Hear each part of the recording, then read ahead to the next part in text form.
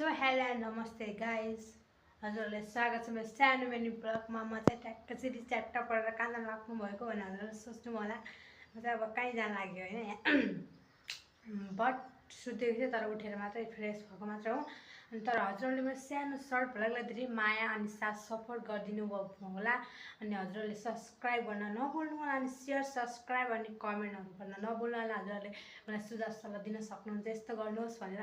मैले चाहिँ विशेष भ्लग स्टार्ट गर्नुको कारण के छ कि अनि हाम्रो घरमा चाहिँ फ्रिज छ होइन, त हाम्रो सबै घरमा फ्रिज होला तर गर्मीमा हाम्रो घरमा फ्रिज छ र फ्रिजमा केही हुन्न, सिर्फ के हुन्छ हजुरलाई देखाउने छु, हेर्नुहोस् है त। हजुर घरमा के हुन्छ फ्रिजमा खै त्यो त थाहा भएन। हाम्रो घरमा सिर्फ एउटा चिज मात्र हुन्छ।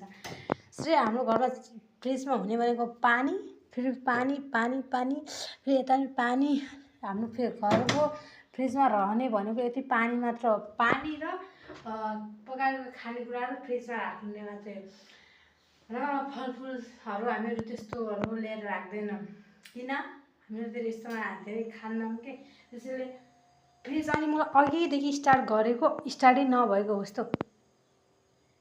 यस्तो आवाज आएको थिएन, बल्ल आवाज आयो। अनि हजुरहरू चाहिँ हजुरहरूको घरमा चाहिँ के राख्नुहुन्छ फ्रिजमा र हजुरहरूलाई भनेर चाहिँ कमेन्ट गरिदिनु पर्यो।